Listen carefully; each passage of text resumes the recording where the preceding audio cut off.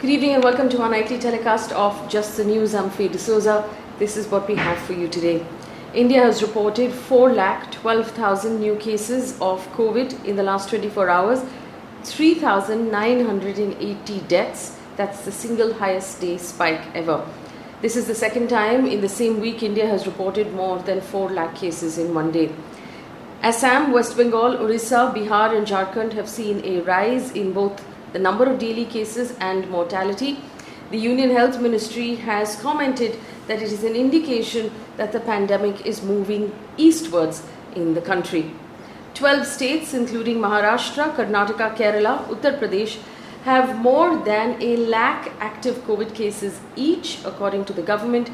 30 districts across the country continue to show a rise in the number of cases over the last 2 weeks.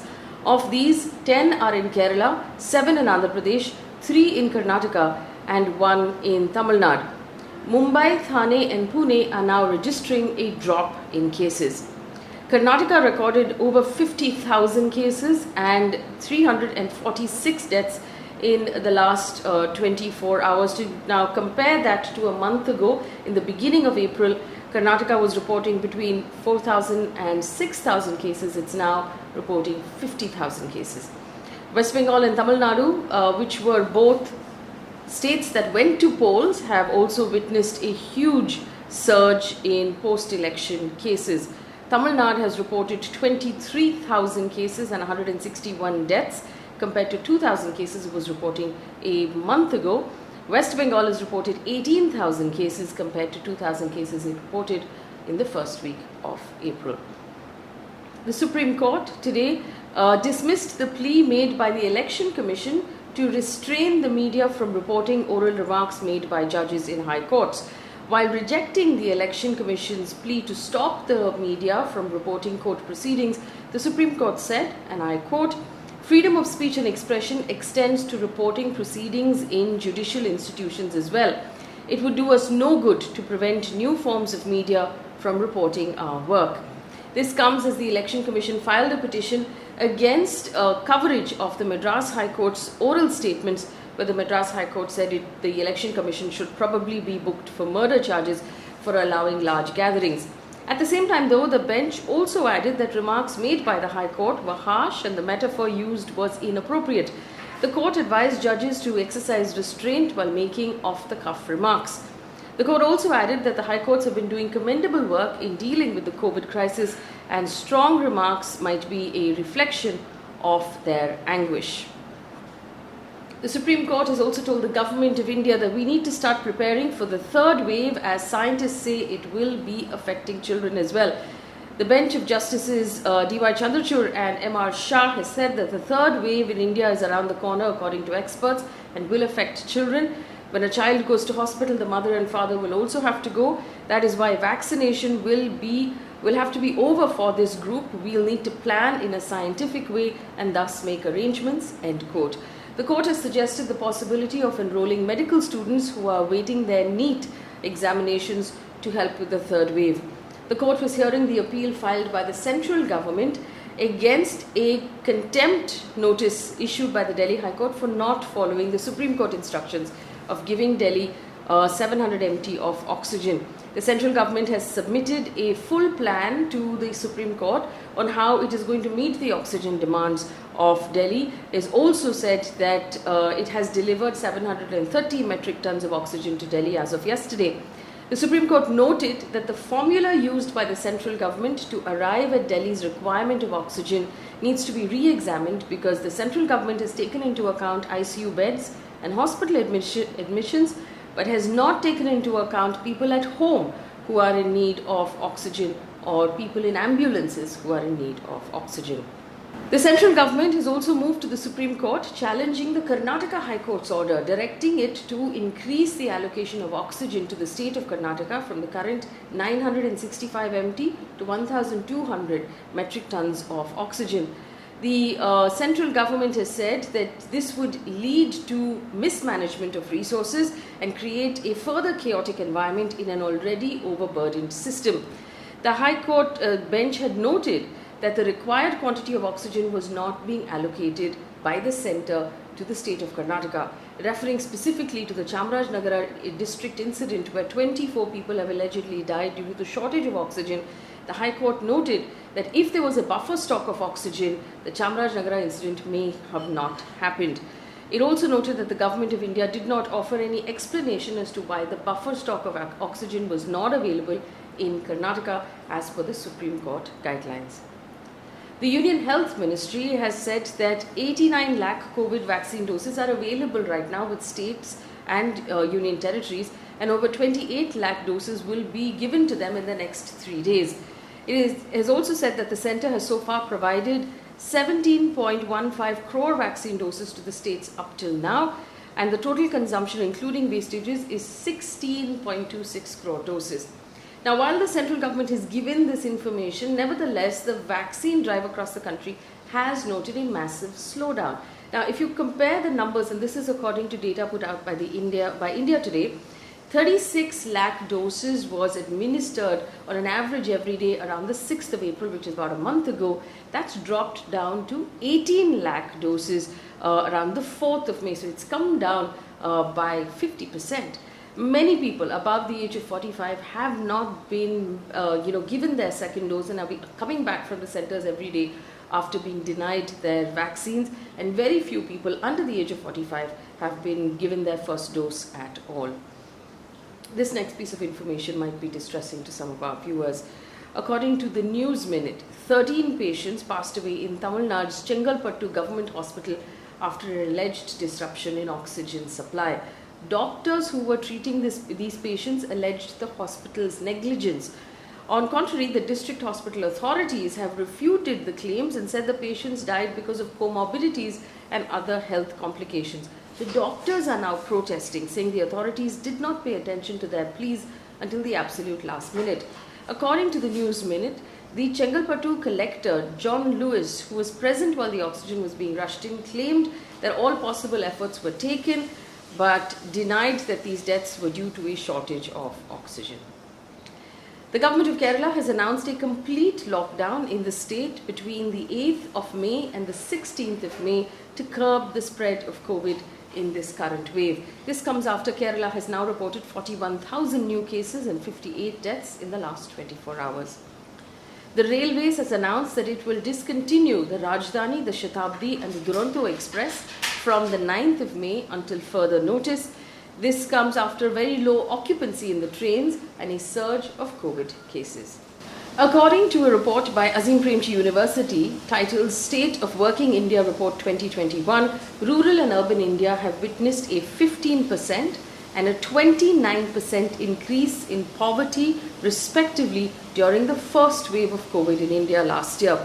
This has pushed a staggering 23 crore Indians into poverty, which means that they make less than 375 rupees a day. Now, under normal circumstances, had there been no pandemic, poverty would have come down 5%, but it's actually gone up instead. The report also highlighted, unfortunately, that women were the worst hit and young people lost most of their jobs. Around half of the formal salaried workforce has moved into informal work. Poorer households underwent considerably higher income losses during the lockdown period. According to a statement issued by the Union Minister for Defence, the armed forces have now stepped in to fight the invisible enemy of COVID-19 in the country. The Defence Ministry has given emergency financial powers to the armed forces so they can set up and operate quarantine facilities, hospitals and procure essential equipment. Now, some of the details of how this is being done. 750 beds in military hospitals are being set aside for civilians. Armed Forces Medical Services have also dedicated 19 hospitals, 4,000 beds, 585 ICU units across the country. Base Hospital in Delhi has been increased from 400 to 1,000 beds. DRDO has set up a 500-bed facility in New Delhi and in Lucknow and a 900-bed facility in Ahmedabad. They have converted the ESIC hospital in Patna to a COVID hospital with 500 beds. The Air Force and the Navy have been moving oxygen from overseas into India. Of course, the finer details of this entire plan are available on Mr. Rajnath Singh's Twitter handle, and you can take a look at more of those details. In other news, away from COVID, During his visit to West Bengal, Union Minister V. Muralidharan has alleged his car was attacked by TMC goons. He tweeted, "TMC goons attacked my convoy in West Medinapur, broke the windows, attacked personal staff, cutting short my trip." End quote. He also uploaded a video. Following this, the Union Minister Prakash Javadekar also said that if a minister's convoy can be attacked, then who is safe in Bengal? This is state-sponsored violence. BJP Chief JP Nadda claimed that 14 BJP workers had been killed and nearly 1 lakh people have fled their homes. West Bengal Chief Minister Mamata Banerjee, in the meantime, on Thursday accused central ministers of inciting violence in the state that has erupted after the elections were declared on the 2nd of May. The Chief Minister claimed that the NDA government at the centre is yet to come to terms with its loss in the state. In the meantime, the Union Home Ministry has formed a 4-member team to investigate the violence in West Bengal. The ministry has sent a reminder to the West Bengal government to submit a detailed report on the violence and take necessary measures to stop the incidents without any loss of time. It has also warned that the matter will be taken seriously if the state fails to do so. Refuting the claims, West Bengal Chief Minister Mamata Banerjee has said the state government has not even been around for 24 hours and already they're sending teams. She also said that violence and clashes are taking place in those areas where BJP candidates actually won the election. Taking a look now at news coming in from the world of business. Oil marketing firms have raised the price of petrol and diesel for the 3rd straight day. This is the 3rd consecutive hike in Delhi. Petrol and diesel prices were hiked 25 paise and 20 paise respectively. Petrol in Delhi now costs 90 rupees and 99 paise. Diesel is at 81 rupees and 42 paise. Mumbai, petrol is now at 97 and diesel is at 88 rupees and 49 paise. Criticizing the price hike, Rahul Gandhi tweeted, "Election is over and the loot resumes." This is referring to the fact that petrol prices were not hiked during the period of the campaign and the election. Despite concerns about rising COVID crisis in India affecting demand, crude oil prices at the international market have risen primarily on account of strong US demand and recovery and the weak dollar. Remember, as the US manages to vaccinate more and more of its population, it will open up its economy, people will start moving around, the demand for fuel will increase, it is the largest consumer in the world, prices of crude will go up, affecting prices in India as well. Let's take a look at now news coming in from around the world. Positive news about vaccines. The United States President Joe Biden's administration has supported waiving intellectual property protections on COVID vaccines. The United States Trade Representative Katherine Tai announced that this is a global health crisis. Extraordinary circumstances call for extraordinary measures. The administration believes strongly in intellectual property protection, but in service of the pandemic, we're considering waiving those protections. Now, this basically means that if you have protection, then only the drug company or the pharma company that has the patent can manufacture the vaccine. But if you lift the patent, then you can share the recipe and everybody, a larger number of companies can start manufacturing, thereby increasing the availability of vaccines around the US. Canada has become the first country to authorize the use of the Pfizer vaccine for children between the ages of 12 and 15. Canada has already authorized Pfizer vaccine for people above the age of 16. In March, Pfizer said the initial results from its trials on the vaccine for this age group showed 100% efficacy. News from the world of science and technology right now. Debris of a Chinese rocket is expected to crash into Earth on Saturday on the 8th of May. China's space agency is yet to clarify whether this will be a controlled descent or an out-of-control descent. The United States White House has called for responsible space behavior.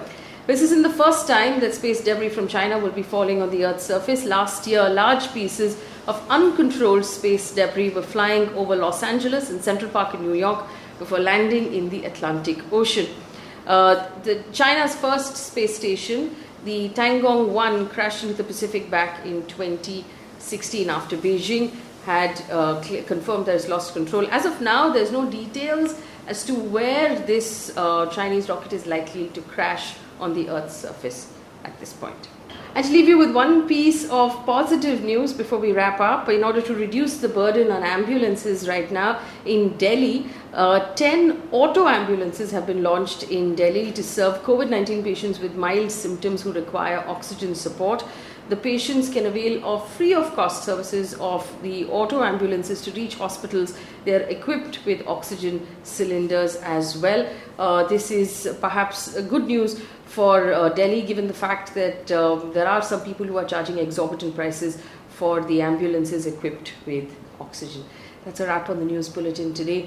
Remember, stay home and stay safe. Like and share this video if you can. Tell other people that we're doing this as well. Leave us suggestions on how we can improve our offering to you. Thank you for watching. Good night.